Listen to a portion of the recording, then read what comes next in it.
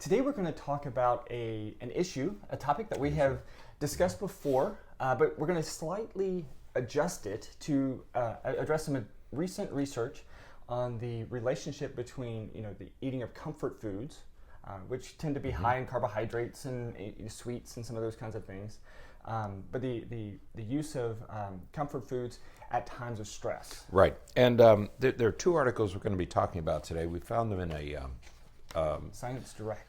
What is it called? It's from Science Daily. And it actually reports on a study that was published in the professional journal called Neuron.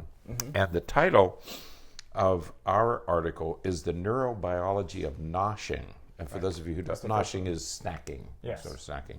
Why is it so easy to overeat calorie-rich, tasty foods? Right. And we know that's true because you can eat a whole meal, but if somebody presents you with a delicious looking dessert or a couple of Krispy Kreme donuts, you're going to eat them anyway. You're not hungry, Right. so your body is not telling you that you need more energy or more fuel, but you're going to eat them anyway. Right. Okay. So why does that happen?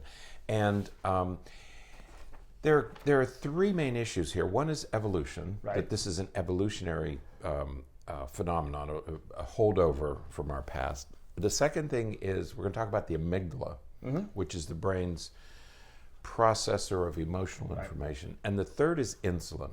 And whenever we talk about insulin, the discussion can become very complex because all of these digestive enzymes and proteins and molecules can become very difficult to grapple with because they happen at a molecular level, and most of us aren't accustomed to discussing things at a molecular level. It's more, we can talk about the pancreas, but when you talk about individual proteins, it can become a little dense. So if you follow us through, those are the three main topics. It's evolution, the amygdala, and insulin. Right. Okay. So we should start with evolution because that's where everything starts. Right. And so when we think about evolutionary biology, evolutionary psychology, evolutionary dieting, I suppose, in our ancestry, there were significant periods of time of famine. That's right. It's only been in the last probably 100 or 120 years that at least in this country, it's not true in every country because we know about the potato famines in Ireland and different food shortages throughout the world. It's only been in the last 100 or so years that we've had a reliable food supply. Right. Prior to that, in fact, that's why Egypt is so important, because that was one of the first civilizations to have a reliable food supply because the Nile fed the land every year. But in most parts of the world, if the crop fails, people die of starvation. Right. Yeah. And so our bodies got used to periods of famine, of food shortages or the absence of food altogether. Right. And so what would happen is whenever we would have access to food, our biology would tend to encourage us, maybe that's a nice way to say it, would encourage us to consume as much as we could because we wouldn't know when we were going to get more. That's right. This is especially true with carbohydrates because carbohydrates is, for most of us, is the primary energy source for our body. And foods that taste good are foods that are ripe. For example, if you take a piece of fruit, if you eat it before it's really ripe, it's bitter or it's sour, and you have to wait until it's really ripe. So, and that means it's really ready to consume. Right. So, tasty foods are foods that are ready to be consumed. Right. And when our ancestors would find those tasty foods, they would gorge on them because they would store the excess calories. Right. Because they knew that there would be times when they wouldn't have food. So our bodies got used to that. We talk about dieting. When you first go on a calorie-restricted diet, your body, genetically, your body goes into, let's keep all the fat because we might need it. Right. Okay. And so that's why a lot of people, when they start dieting, they actually either gain weight or don't lose weight initially because your genes are telling your brain there's a famine going on. Right. Keep all the fat on board because you're going to need it. Absolutely. Okay? And so our bodies got used to storing fat in times of shortage. Right. And so when we have access to certain foods, whether it's meats, even meats, but Right. primarily sweet things or fruits and vegetables and some of those kinds of things that we would harvest. Whenever our bodies had access to that, we would consume as much as we could. That's so from an evolutionary perspective, our body wants to consume as many calories as it can. Oftentimes, it wants to consume as many calories as it can because it's preparing for those famines. That's right. Preparing for those times when we're not going to have food. Right. So we're programmed to eat tasty foods. We're just it's in our genetic system. It's just like everything else we do. It's programmed in our genes to consume really tasty foods. I talked about fruits earlier. Right. Put a piece of rotten meat in your mouth, and you're going to spit it out. But put a piece of fresh meat, and you're going to eat it. Well, and nature works that way on purpose. Right. Because fruits that aren't ripe or vegetables that aren't ripe don't taste good, to discourage you from eating it, because that means that the seeds aren't ready to be disseminated to reproduce themselves. Right. So when the fruit or the vegetable or the plant is ripe, that's when it's tasty, because that's when you're going to be able to, you can consume it so that the seeds are prepared to be disseminated to continue and spread. So nature works that way on purpose. Right. That's right. This article is a report of this study. It was done by Thomas Cash at the University of North Carolina Medical School. Right. And what Cash describes in this article is a cellular network that starts in the amygdala. Right. And the amygdala, and we said the amygdala is one of the things we're going to talk about. The amygdala is a small structure in the middle of your brain. You have one on each side, one in each hemisphere, that tells you, that sort of drives your emotions. Right. It drives fear, and it drives other urges that we have, but mainly it's fear. And it perceives fear, and it's what sends us into fight or flight. Right. If the amygdala gets stimulated because you're afraid, it's going to start the fight or flight mechanism. Right. Okay.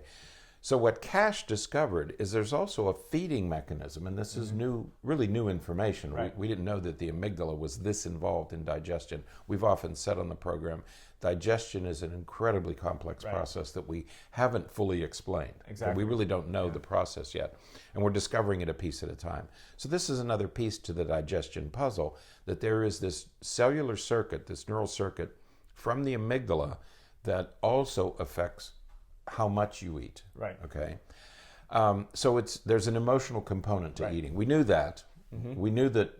We talk about emotional eaters. Okay. So we know there's an emotional component to eating. This helps to explain what that component is. So it begins in the amygdala, which monitors fear, which perceives fear, and it goes to other parts of the brain. Okay. So we talked about evolution. We talked about the amygdala. Now, there's two kinds of feeding. Right. You probably knew this. Go ahead. There's homeostatic feeding, and there is hedonic, Right. Hedonic, pleasure eating. Root word is hedon. Yeah, hedonistic, right, from the Roman overindulgence. Right. Hedonism. Homeostatic feeding is the way most of us generally eat. The way that we should eat. Right. You get hungry, and you should eat some nutritious food, and when you've eaten a small portion, then you stop eating. So your brain tells you you're hungry, eat a little bit, and if you eat slowly, eventually the brain will say, okay, that's enough. Right. You can stop now. That's really all you need. Right. Most of us go a little beyond that, either because we eat too fast or we eat mindlessly. Right. Instead of... Or we eat hedonistically. Right. Or you can eat hedonistically. And hedonistic feeding is, I'm just eating because it tastes good. I don't need it. It just tastes good and I want more of it. Right. So homeostatic eating means that you're working just to keep homeostasis. Right. Where you're working to keep everything balanced, everything equal, so that your body functions the way that it needs to function. It gets as many vitamins and nutrients that it needs, so that it works the way that it's supposed to work. That's right.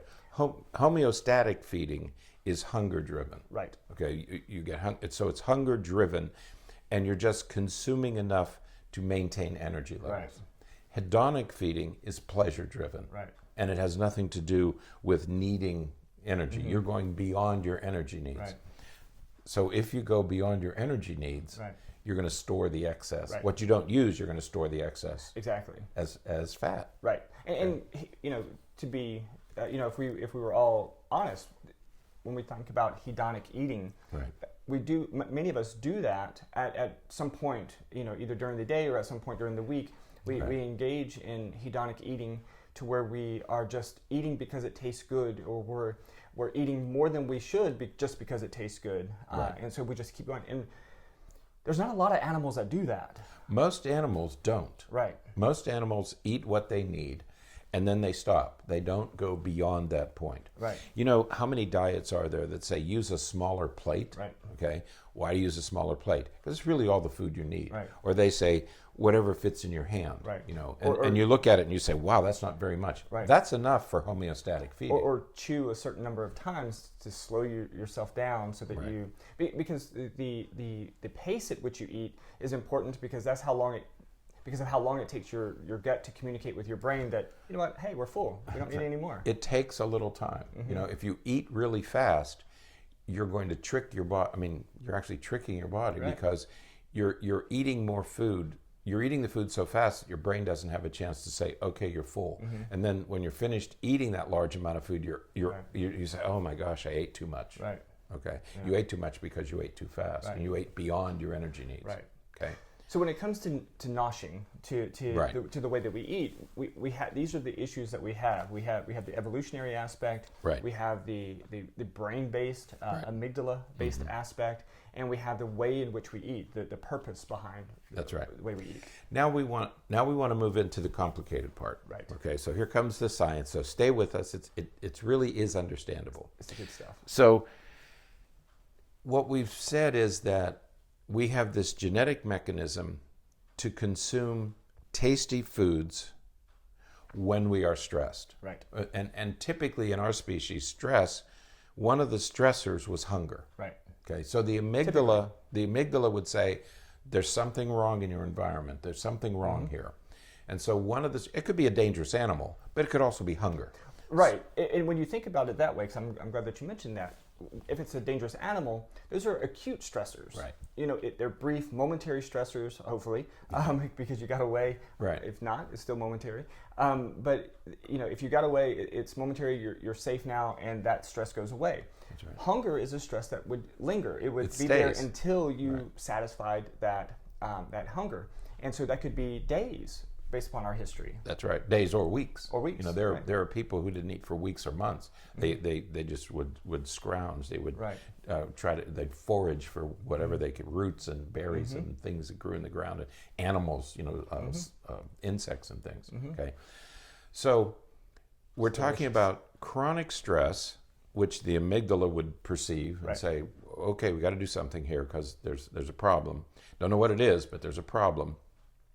And when you encounter calorie-rich foods, Right. you would consume them in very large amounts. So we have the combination of chronic stress combined with calorie-rich foods. Right. In our ancestors, that was the time Evolutionarily. to gorge. Okay? Evolutionarily, that's what we needed to do. And that stays with it. We still have those mechanisms in us today. And that's so difficult, I think, for some people to appreciate that our bodies, our biology today, isn't all that different than our biology thousands of years ago. But actually, if you lived in many civilizations today, that's exactly the situation that you're in. Right. I mean, there are communities today where people die of starvation. I mean, it was in the middle of the 1900s, the late 1900s, that if the rice crop failed, thousands of people died. Right. Because that was their only food source. Okay. Right.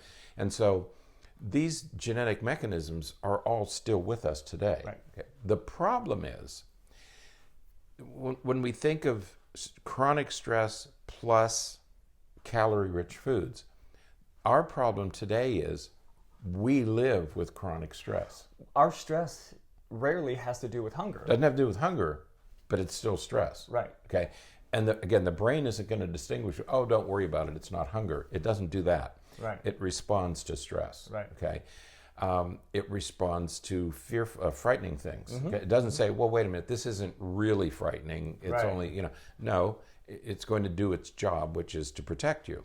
And so the brain so we live in chronic stress. Right. But the problem is we live surrounded by calorie-rich foods. Right. Now, if I'm stressed, I can pull into a fast food restaurant and eat thousands of calories worth of food. Within a few minutes. That's right. And so those are the two key aspects. Right. Is the overabundance of chronic stress. Right. And the overabundance of high calorie or calorie dense foods. Right. We have all we can take of both of those things. Right. And that's a really horrible combination of events for us. Today. It's an accident of history. Yes. Or it's an accident of evolution. Right. That we have all of these calorie dense foods and chronic stress. Mm-hmm. Take a typical college student. Yeah. We talk about the freshman 15. Right. They're moving less because they're sitting more. Right. They have calorie dense foods all over the place, right. and they have chronic stress. Right. It's a perfect formula. It's the perfect storm for overeating. Absolutely. One more technical term: nociceptin. NOCICEPTIN. Nociceptin. This is a protein. Right. When you block, when this small protein gets blocked, it doesn't affect homeostatic feeding, but it does curb hedonic feeding. Right. Okay. So a lot of this, just right. so you know where this comes. This is the second article that we have linked in the show notes, and this is reporting on on a study where they were. Of course, this is where a lot of studies are going right now, trying to figure out if we can develop a medication or something to help with the issue of obesity. Right, that's right. And so they were looking at rat models to try to identify a medication or something that could be done to decrease eating habits or to address eating habits in individuals to stop more hedonic eating and be able to maintain homeostatic eating. Right, because in the studies that they did, if they could block this protein, right. you could stop hedonic eating. Right. So we know that and the pathway, that whole chemical pathway, begins with the amygdala. Yeah. So there's something about if we could block that single protein. So that's what drug companies do. Right. They say, okay, how do we block that? Because then we can stop hedonic eating. Right. Okay. The point for us is be very careful of these things because you're fighting biology. Right. Okay. And all of these diets and everything we do, they're all based on these principles. Now, right. we didn't know why chemically, but we knew that if you consume too much, or if you consume, I like that fast food restaurants now are putting the number of calories right. on the thing, because you can say, well, 450 calories, that's a third of my calories today, or half my calories today if I eat that. Right. And so you have to be careful because these calorie-rich foods combined with stress have a second step right. that we weren't aware of until recently. Right. Okay. So be very careful. Right. So just in case you missed that, the point is that when we are highly stressed, as we pull all this together, when you're highly stressed and you eat calorie-dense foods, the comfort foods that we typically go towards, what our body does is actually store more than it would at other times when you eat those same foods. Right. So when you're stressed and you eat calorie-dense foods, your body is going to store that, store more of that, so you're going to gain more weight. If we put it to the bottom line, you're going to gain more weight at those times than you would if you ate those same foods under conditions when you weren't stressed. And that's what our second article is about, is right. why does that happen? Right. Okay. And I almost said a simple explanation. It's not a simple explanation. Right. It's understandable, it's comprehensible, but that's the part that involves insulin. So we're going to talk about that in the second study that was done. Explain why this happens. Yeah. Okay. Right. Because insulin is, certainly insulin, as we all know, helps address glucose, sugar in our body. Right. It helps transport that and makes it available to our cells to use for energy. When that system gets overtaxed, that's when we develop, diabetes and things like that. So, right. So insulin is really of high interest because of the prevalence of diabetes and those issues. Right. But also, insulin is released during times of stress because of cortisol. Right. Cortisol is the stress hormone that's released from our adrenal glands during times of stress. And because of, again, from an evolutionary perspective, when we're highly stressed, we get cortisol in our system, so that we don't really feel too much pain. We don't really, there's the decrease in inflammation. It's really adaptive. It's a really good hormone for us to have in our system during times of acute stress, because it also is released with adrenaline, so that we can run away and do all those things that we need to do. But to help our cells work, insulin is released in conjunction with cortisol, so that it can give our cells fuel. That it promotes that. It releases the fuel sources. It introduces that the sugar basically into our blood system, so that it needs more insulin in our bloodstream to get the insulin, or to get the sugar into our blood, into our cells, so that it can work really, really well and get us to safety. Right. And so this second article was a research study done in Australia at the Garvan Institute of Medical Research. This article refers to comfort food. The other was calorie rich, but we're talking about the same thing. And the title is Comfort Food Leads to More Weight Gain During Stress. So again, we see this combination of high calorie comfort foods and stress. I remember one time reading an article that it said, you couldn't sit down and eat 6 apples at one sitting, but you could easily eat 6 donuts or 6 cookies. And so it's easy to consume these comfort foods, these calorie rich foods. Again, this article was about this pathway, and guess where it starts? In the amygdala, that triggers, it's a pathway, specific pathway that they've found that triggers weight gain during times of stress. And we know that many of us engage in stress eating, that when we're stressed, 2 things are happening. When you're stressed, your body retains fat, we know why, but also, most people tend to eat more when they're stressed. At some point, you might eat less, and if there isn't food around, you'll eat less. But if there's food around, you're going to eat it because you're stressed. So, as you mentioned a minute ago, there's some combination of stress and calorie-rich foods that causes our body to store fat faster and at higher rates. So it's not just the hard number of calories. There's actually a differential involved, that these 2 things, stress and comfort foods or calorie-rich foods, make you gain weight faster. So it's not just gaining at the same rate. You actually gain weight. I think it's by a factor of 10 in some Much people. faster. Now, in this study, the molecule, they didn't, we don't have to name it, it's just NPY. N as in Nicholas, P as in Patrick, Y as in Young. It's a molecule that the brain produces when we're stressed. It's another one of those stress hormones. And when it gets switched off, and I think that's nociceptin. I think NPY is nociceptin. When it gets switched off in the amygdala, weight gain decreases. So if you can switch that off, and that's what we talked about in the last one. So you switch off nociceptin. Now, the reason is because, and this was the finding that's important, the amygdala has receptors for insulin. And that's the part that's the new discovery here, is that the amygdala has receptors for insulin. And insulin, when it's released, absorbs glucose, that's the energy, the sugar that you were talking about, but it also sends a stop eating message to the hypothalamus. And that's the important point here, is that insulin, as it gets released, to extract the glucose, because if you don't produce enough insulin, you don't produce enough glucose. If that shuts down, then you don't get that stop eating mechanism. The brain doesn't say, okay, you've had enough. That's what gets interfered with here. And that's why many of us overeat, because that gets blocked. So we're looking for something that will interfere with that function.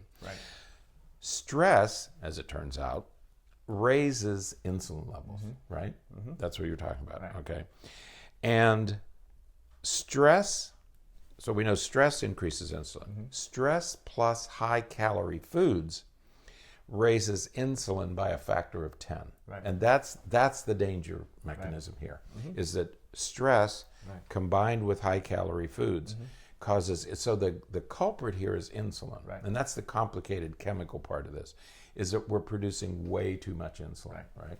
Okay. Go ahead. Yeah.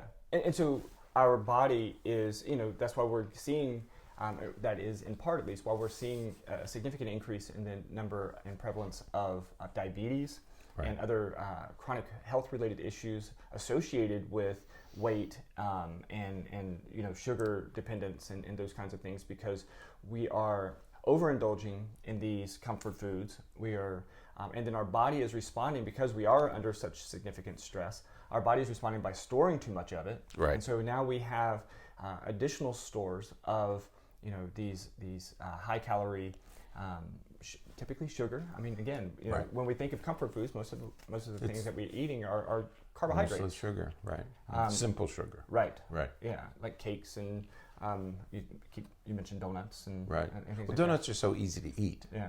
Or pancakes. Yeah. You can eat. Didn't you say your son ate a whole stack of pancakes one day when he was? Well, yeah.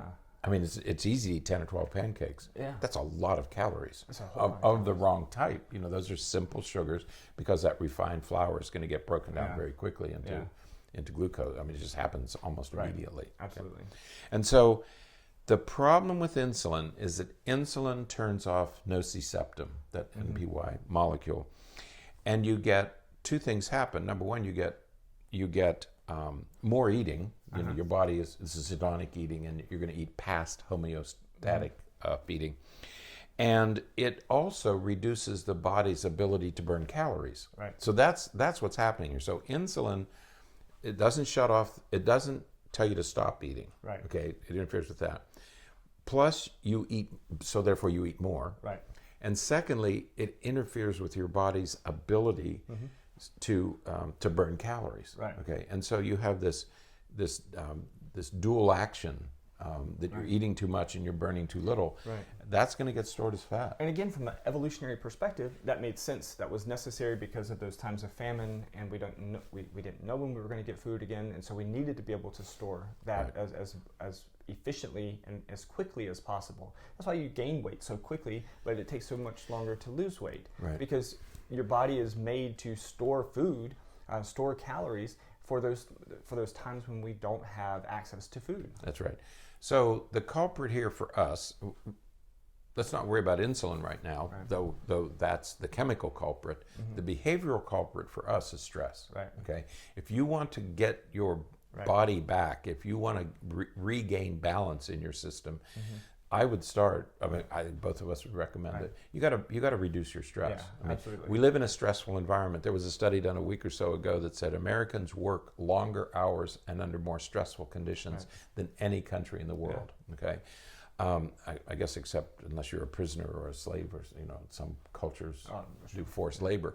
But except for that, we put ourselves in very stressful situations at work, at school. These are high stress, even for children today. We're putting them under a lot of shit. This is May. This is test month around the United States. And we're putting children under enormous stress right now that they have to do well. Many children will do well in these tests no matter what, but about half or more of children are really going to be stressed out during this month of May. Right. And so we put our children, we put ourselves, we put our students under enormous stress. Absolutely. Okay? So be careful, because stress is the beginning of this.